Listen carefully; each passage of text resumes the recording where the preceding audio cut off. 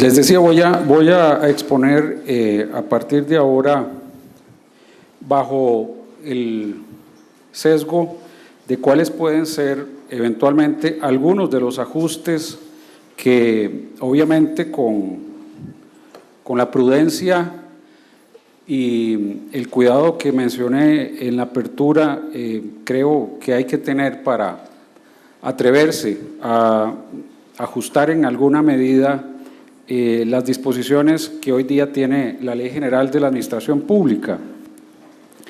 Decidí denominar mi exposición, como lo tienen en pantalla, con un concepto que quizá no nos es muy familiar porque precisamente nuestra Ley General, como lo voy a exponer, ha centrado exclusivamente, me diría yo, con algunas pocas excepciones, el concepto de la forma en que actúan las administraciones públicas en el acto administrativo unilateral.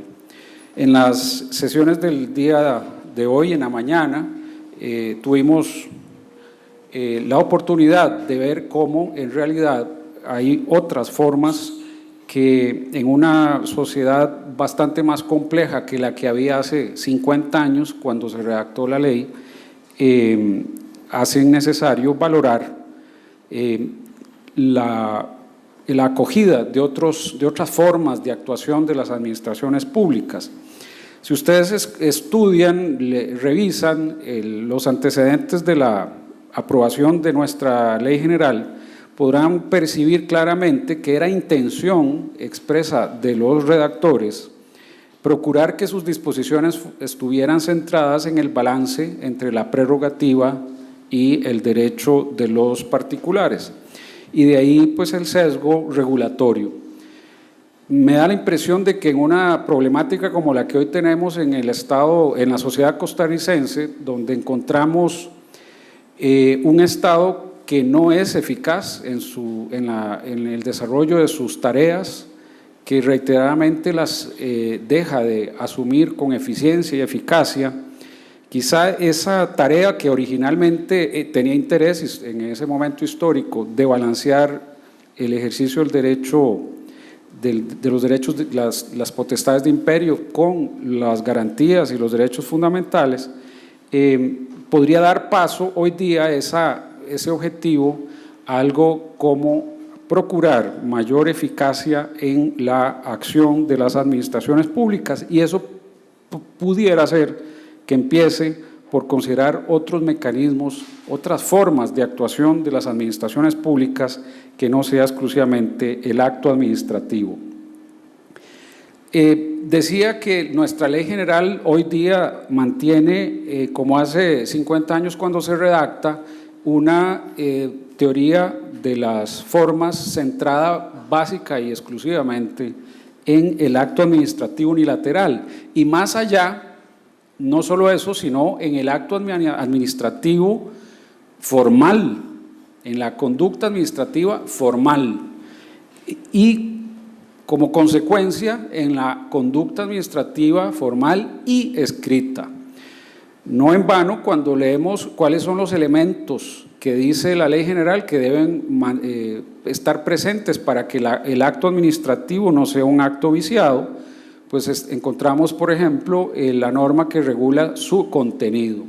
Y esa forma en que está redactada la disposición, pues nos da la impresión, sin duda, de que el legislador pensó que necesariamente la actividad de las administraciones debe manifestarse de modo formal y escrito. Hay algunas circunstancias que vale la pena repasar. Por ejemplo, si leemos en el libro primero, el título sexto, que se llama de los actos administrativos, termina ese título y empieza a regularse la responsabilidad de las administraciones, es decir, o son actos administrativos o no hay actuación, no hay actividad administrativa. Definitivamente el sesgo, reitero, es exclusivamente centrado entonces en el acto administrativo como forma de actividad de la administración. Y ahí es donde se clasifican, se les atribuye valor, se dicen cuáles agotan la vía administrativa, cuáles son los elementos y la validez, la eficacia, la ejecutorial, la revocación y al final las nulidades. Y ahí quiero detenerme un instante. Como hemos centrado la actividad de la administración exclusivamente en actos administrativos unilaterales, escritos, formales, toda la teoría de las nulidades de la actividad de la administración, por consecuencia, está basada, fundada, centrada en esas actividades de las administraciones, las formales, los actos administrativos unilaterales. Y si nos damos un poco cuenta de qué es lo que genera hoy el conflicto típico en la jurisdicción constitucional y en la jurisdicción de lo contencioso administrativo, quizá podamos fácilmente concluir que no es a partir hoy del acto administrativo unilateral, formal, escrito, de donde derivan la gran mayoría de esos conflictos. Esos conflictos más bien se relacionan con conductas omisivas imperfectas de las administraciones públicas, con que no se presta un determinado servicio, con que no se suministra un determinado medicamento, un determinado tratamiento médico, con que no se recolectan los residuos, con que no se desarrollan infraestructuras indispensables para la salud pública, en fin, y el famoso amparo de legalidad, que no es más que un instrumento procesal para combatir otro tipo de omisión de las administraciones, en ese caso, masivamente, la omisión de atender el derecho fundamental degradado por la jurisprudencia de la Sala Constitucional de petición pronta y de tener respuesta pronta y cumplida. Esos cientos y cientos de procesos que conoce hoy la jurisdicción contencioso-administrativa se conocen no porque haya de por medio un conflicto derivado de una actuación formal de la administración, que haya un acto administrativo de la administración que lo genera un dejar hacer de las administraciones públicas, en este caso relacionados con la atención de peticiones de interesados que plantean gestiones ante las múltiples administraciones públicas que existen. De modo tal que quizá, y esto lo digo quizá porque no tengo la arrogancia de afirmarlo de modo terminante, y lo hago desde una observación que apenas se asoma a la reflexión, quizá entonces pareciera que todo ese régimen de nulidades que tiene la Ley General de la Administración Pública para describir la patología de la actividad administrativa es insuficiente. Y es insuficiente porque, reitero, hoy día la mayor cantidad, a mi juicio, de conflictos no se relacionan con actos administrativos formales, sino con conductas de la administración, de un dejar hacer, un dejar de prestar un servicio, de atender una solicitud, de desarrollar una obra, y en ese ámbito la Ley General es absolutamente omisa, porque partió del supuesto de que el conflicto de los administrados con el Estado iba a estar basado prácticamente de modo exclusivo en aquellos derivados de actos unilaterales. Dicho esto, y sobre eso don Jorge me da la impresión va a entrar en más detalle, quisiera también centrar ahora la idea en esta norma, el artículo 261 de nuestra Ley General, ahora en el libro segundo, dedicado al procedimiento administrativo, que por cierto, un día conversando con Edgar Cordero en comisión nos decía, mi tesis fue sobre ese tema y encontré que tenía origen en disposiciones que en aquel momento estaban en países detrás de la cortina de hierro, Polonia específicamente. Releyendo los antecedentes de la Ley General encontré Le voy a confesar que no le creía a don Edgar. Pero tenía razón. La explicación de por qué el libro segundo de la Ley General dedicado a esto se había fundado en esas disposiciones de Polonia y otros países detrás de la cortina de hierro, lo explicaban los redactores, provenía de la idea de que en esos países, al no existir control judicial, se había desarrollado una normativa en lo que se llama el procedimiento administrativo no contencioso, por ejemplo en Francia así lo denominan, muy garantista en virtud de que, reitero, luego no había control jurisdiccional del resultado final de ese procedimiento. Pero eso también explica algo, explica que en un modelo de derecho como esos en los que se fundó en gran medida junto con la Ley Española de Procedimiento Administrativo de 1954, si no me equivoco, eso explica que el procedimiento tenga, como dice esa norma, como único objetivo el dictado de un acto unilateral. Y sobre esto quiero entrar en detalle, aunque a don José Carlos Laguna ese tema que voy a tocar más adelante no le sea muy o le resulte amenazante.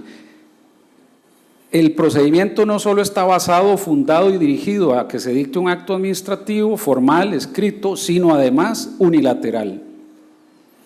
Dice Delgado Piqueras, en clave autoritaria, y Huergo Lora también, ambos autores españoles. ¿Por qué en clave autoritaria? Eso tiene una explicación, hay una inspiración hegeliana que Otto Mayer, uno de los primeros tratadistas de derecho administrativo alemán, luego desarrolla y que nosotros importamos. Y esa idea es que el ejercicio de las potestades administrativas es de imperio y debe ser en clave autoritaria, debe ser unilateral. El problema es que ese esquema que luego hoy vimos en la mañana, de donde nació, es decir, en Alemania, ha sido abandonado, a pesar de lo cual nosotros lo mantenemos vigente. Ese esquema en una sociedad como la nuestra, donde las relaciones jurídico-administrativas ya no son necesariamente bilaterales, sino que puede haber una relación bastante más compleja, como sucede en materia ambiental, para poner un ejemplo, me da la impresión de que podría empezar a dar muestras de que ya no es suficiente esa forma única, exclusiva de actuación de las administraciones públicas y de que hay ciertas señales que empiezan a hacer esto bastante más complejo de lo que ese mecanismo de regulación lineal podría entenderse que permitía antes resolver. Hoy día la situación es más compleja y pudiera ser necesario cuestionarse si ese único canal, ese único mecanismo de actividad de las administraciones, ese único resultado esperado de los procedimientos administrativos es suficiente para resolver las dificultades que en una sociedad como la actual se presentan. Y si es la única forma que debe considerar la administración, que no está haciendo bien la tarea y que hay múltiples señales que nos dicen que quizá, entre otras razones, es porque la única forma prevista en la ley y en la mente de los funcionarios es la unilateral. Hay otra, en el párrafo tercero del 261 ya se habla del silencio de la administración, que es una de las formas de inactividad, la clásica. Como vimos en España, hubo una evolución donde antes la regla era ante el silencio la denegación, dan el paso en los 90s a que sea el silencio positivo, con todas las dificultades que eso trae consigo, y nuestra ley, en el libro segundo, cuando se refiere a la forma en que terminan los procedimientos, introduce la idea del silencio positivo en el artículo 330 con las limitaciones materiales que ahí se establecen y el plazo que el artículo 331 prevé. Circunstancia que nos refleja que las omisiones siempre han estado presentes, pero quizá las omisiones, que en este caso son básicamente formales, no prestacionales, empezaron con el tiempo a tener otra connotación. Ya no es solo dejar de resolver, sino dejar de prestar un servicio, dejar de atender una necesidad pública y con eso vulnerar el ordenamiento jurídico, con la circunstancia de que ha sido jurisprudencialmente como se ha desarrollado la teoría de la patología de la actividad de la administración por omisiones. Esto por el vacío que nuestra ley tiene en esa materia. En el libro primero de los actos administrativos, de los elementos y la validez, hay una norma por ahí, a mi juicio, incomprendida, escondida, subutilizada, como dicen los informáticos, que es el artículo 137. En esa norma dice mucho, pero me parece que a pesar de tener 40 años de vigencia, sigue siendo inexplorada. Y eso por culpa de litigantes y no de los jueces, porque los jueces, al fin y al cabo, si se los argumentamos, habrán de resolver al respecto. Esa norma es importante considerarla porque quizá lo que a hoy hace falta es desarrollar más desde el ámbito de la patología de la actividad de las administraciones ese concepto que ahí está. Dice, los comportamientos y actividades materiales de la administración que tengan un sentido unívoco y que sean incompatibles con una voluntad diversa, servirán para expresar el acto. Vean que ahí ya no estamos hablando, como venía diciéndolo, de actos administrativos formales, escritos. Estamos hablando de comportamientos y actividades materiales. Eso, ¿qué significa para la administración? Que muchas veces tiene nada más que eso y no llega más allá. Sería oportuno cuestionárselo y determinar si es que acaso hace falta desarrollar un poco más ese concepto para que la actividad de la administración efectivamente con esos comportamientos y actividades materiales nos pueda decir más que lo que no llega a decir un acto administrativo formal porque no se adopta. Pero sí hay esos comportamientos y esto en el ámbito local es usual. Dicho esto, me debo referir a algo que anda cerca y lo comentábamos en la mañana, las vías de hecho. Están consideradas en la ley general, estuvieron en esa norma que tienen ahí, pero vean que está ubicada en el título octavo del libro segundo de los recursos y tenía, y por eso es que fue derogada con el Código Procesal Contencioso Administrativo, un sesgo puramente procesal. Es decir, generar el remedio procesal frente a actuaciones administrativas no fundadas en un acto administrativo eficaz, válido y eficaz. Claro, al derogarse, porque el código altera, el Código Procesal Contencioso altera el remedio, también desapareció la definición de lo que es una vía de hecho. Quizá no es tan grave porque la jurisprudencia tendrá la oportunidad de reiterar esa definición. Pero, de nuevo, ¿cuál es la responsabilidad de la administración? Tendríamos que derivarlo que esto equivale a una actividad ilícita de la administración y eventualmente anormal. ¿Cuál es el régimen de la patología de esa actividad? Eso la ley general nunca lo dijo porque se basó o se limitó, a decir lo que tienen ustedes en pantalla, que tiene, reitero, un sesgo más procesal que de fondo. De nuevo, hay alguna insuficiencia que valdría la pena al menos elaborar, si vale la pena cubrirla o no, confrontándolo con lo que en la práctica ha venido sucediendo cuando se controlan actividades materiales de esta índole. Ahora bien, hay otro aspecto al que quería referirme y es no solo el hecho de que la ley general no haya previsto en sus regulaciones más que con estas normas aisladas del 137, del 357, hoy derogado, más que el acto administrativo formal, unilateral y normalmente escrito. Resulta que con el transcurso de la evolución, la sociedad actual empieza a introducir procedimientos que ya no son necesariamente escritos, que son tramitados de modo electrónico. Pero esto jamás, obviamente, fue previsto en nuestra ley general. De hecho, por ahí sigue hablando la ley general de telegrama, y hoy le dice uno a un millennial qué es eso, qué es un telegrama. No tiene ni idea qué es eso, ni dónde se manda y cómo se hace. Algunos nos acordamos que se llamaba Raxa y uno decía, dictaba el telegrama. Bueno, la ley general sigue hablando de telegrama. Obviamente no habla de correo electrónico, menos aún de la tramitación de peticiones electrónicas dirigidas a las administraciones.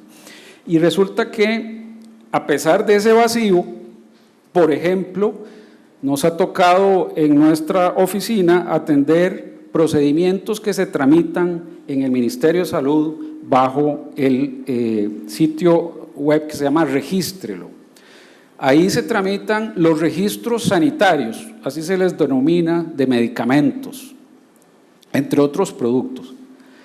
Resulta ser que hay entonces un procedimiento exclusivamente electrónico para obtener una autorización o un registro, como se le denomina impropiamente, de medicamentos. O sea, no estamos hablando de peccata minuta, estamos hablando de algo que es muy sensible a la salud pública y se tramita bajo un procedimiento cuya regulación se extraña, porque lo único que hay son las instrucciones que ustedes encuentran en el sitio web.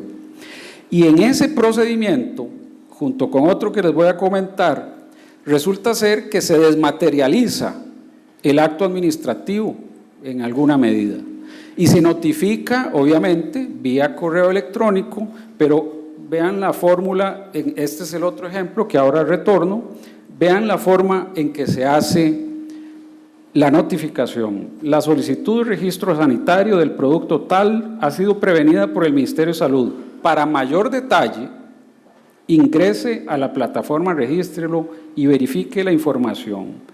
Y luego dice, el motivo de la prevención es, para mayor detalle, vaya al sitio web.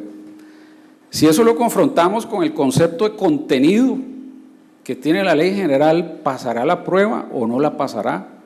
¿Cuál es el contenido de ese acto? ¿El que consta en el sitio web o el que me notificaron? Y recuerden lo que dice la ley general, que debe contener una notificación. Incluso si hay una recomendación técnica, debe incluirse esa notificación junto con el acto que se adopte.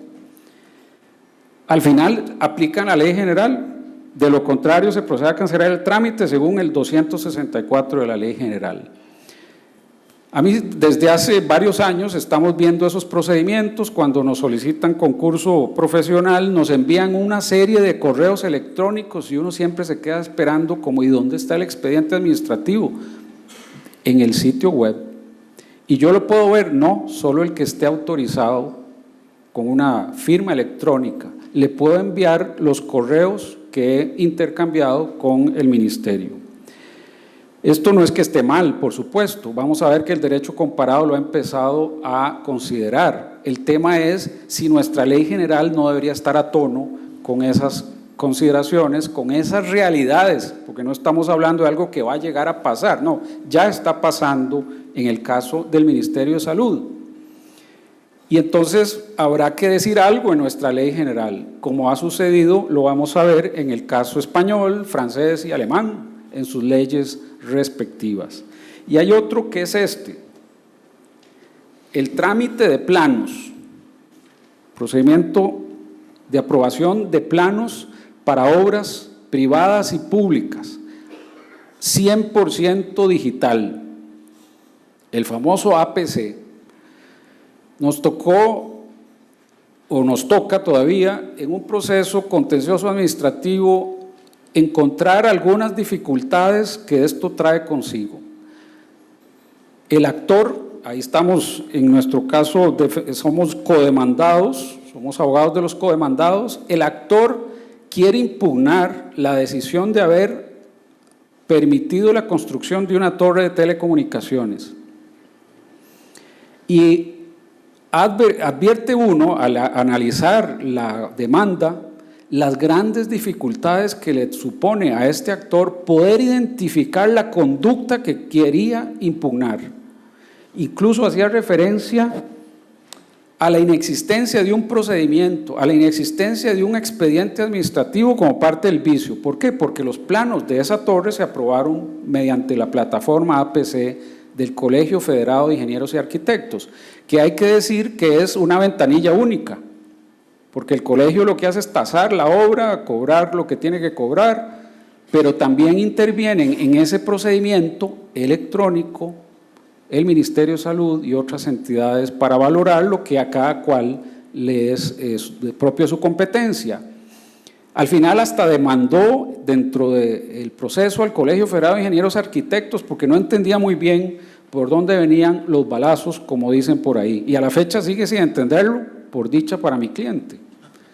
Pero me puse del otro lado, ¿qué pasa cuando me toquen la puerta para impugnar esa decisión? ¿A dónde está? Ahí sí que se desmaterializó totalmente el procedimiento administrativo, porque esto finaliza con un sello, que además se lee con código de barras, de autorizado. Y ese es un autorizado no de una administración, de múltiples administraciones. ¿Que eso está mal? No, está maravilloso. Si no, quién sabe cuánto tiempo tomaría, como pasaba hace un tiempo, que cada una de las administraciones dé su aval o lo deniegue. El punto es, nuestra ley general jamás ponderó, valoró algo como este, y era lógico, por supuesto, si se redactó hace 50 años.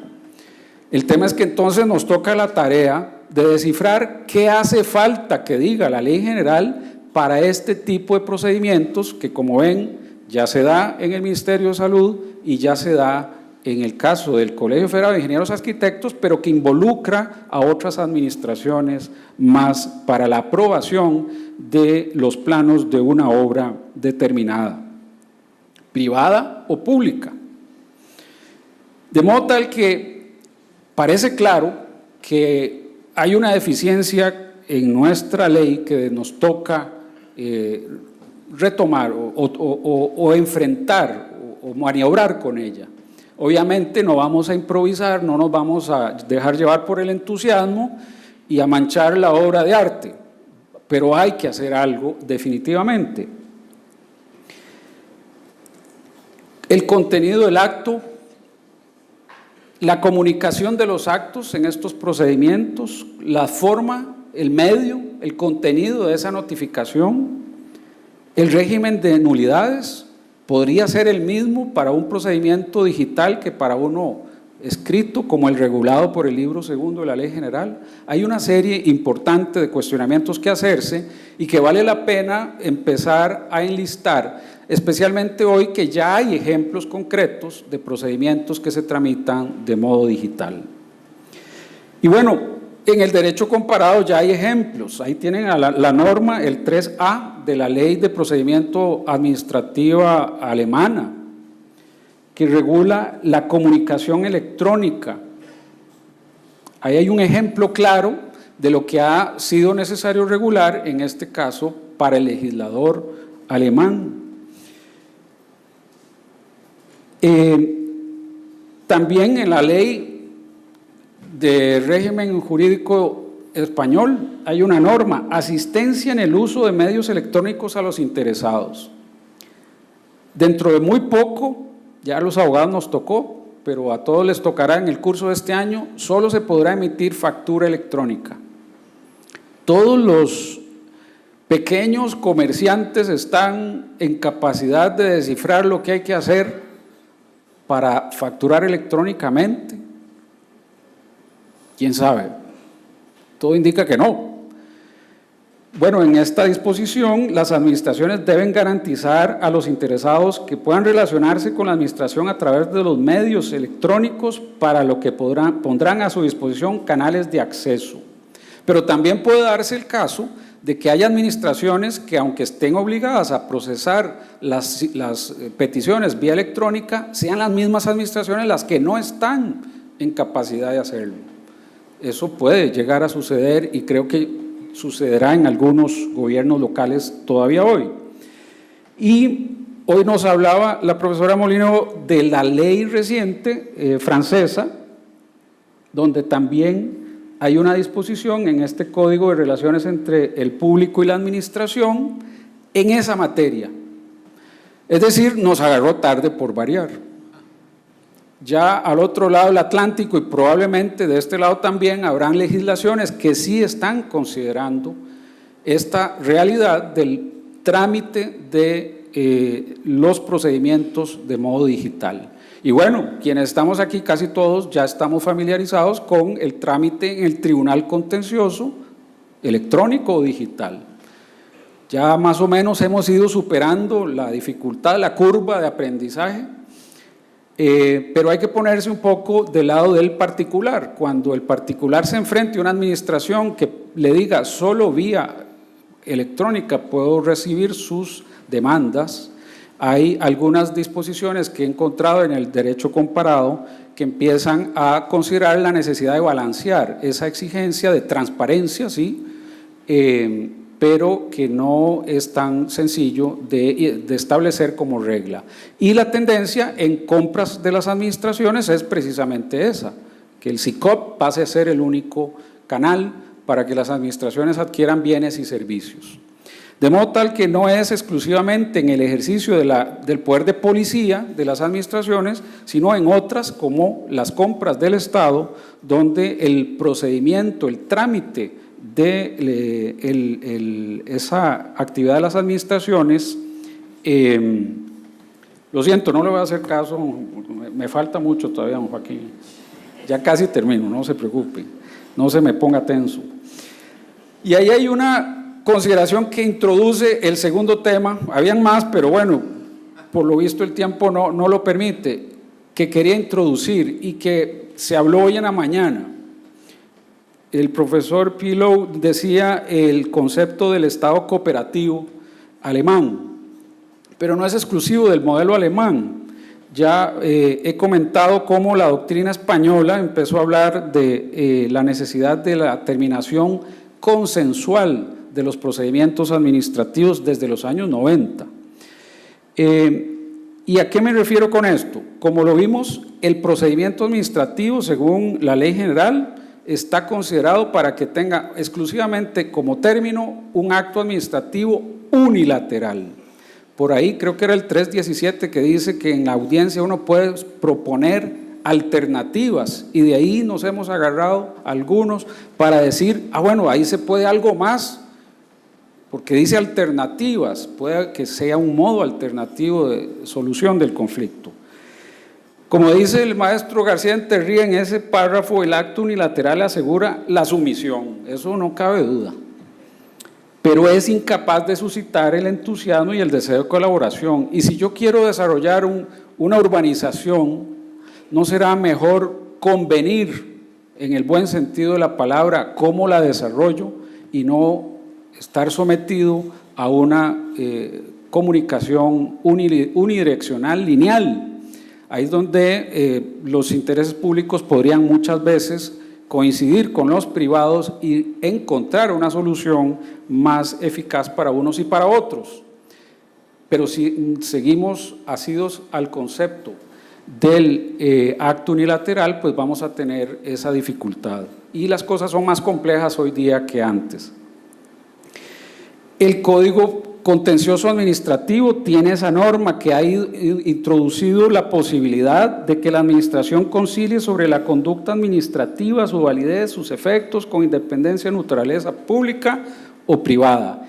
Esa consideración, obviamente, deja de ver la posibilidad de conciliar con relación a las potestades y romper el concepto de la imposibilidad de hacerlo. Lo que falta es que no sea dentro de un proceso. Lo que faltaría es que en un procedimiento administrativo las administraciones públicas sean capaces también de resolver de conciliar los intereses públicos y privados por medio de un acto que sea no unilateral. Esto lo comentaba el profesor Pilo hoy por la mañana. Eso ya pasa desde los años 70 en el modelo alemán y precisamente por el abandono de ese concepto exclusivamente unilateral del ejercicio de las potestades y el contrato de conciliación que también él mencionó. Que quiero decir, ese contrato de derecho público que tiene Alemania no es el contrato administrativo nuestro, es algo más allá, porque vean cómo queda establecido que la relación jurídica en el ámbito del derecho público puede ser establecida, modificada o anulada por contrato, salvo que la normativa diga lo contrario. En particular, la autoridad puede, en lugar de dictar un acto administrativo, celebrar un contrato de derecho público. Es decir, que en lugar de ejercer unilateralmente la potestad, puede generar una decisión por un cauce consensual. Y esto sucede recientemente en el modelo francés, donde se incorpora como una de las medidas de modernización de la justicia del siglo XXI la posibilidad, el favorecimiento de modos alternos de solución de los conflictos. Desde el año 93 ya el Consejo de Estado francés había generado un informe donde promovía la solución alterna a los conflictos entre las administraciones y los particulares. Pero aquí, aunque el código sí introdujo la norma que ya he comentado, eso en el ámbito de la propia administración ha sido prácticamente inexistente. De modo que con esto termino, evidentemente hay una tarea que, al menos en estos dos temas, y habrían otros, pero los dejo en el tintero, requiere nuestra atención, nuestro, digamos, estudio para introducir en alguna medida disposiciones que prevean, por un lado, otras formas de conductas de las administraciones que no sean exclusivamente el acto administrativo unilateral y escrito, como también otras formas de tramitar, de gestionar los procedimientos administrativos que no sea exclusivamente la escrita y sí la electrónica, para lo cual hay una importante serie de variables que merecen la pena sean consideradas y resueltas por la Ley General. Muchas gracias.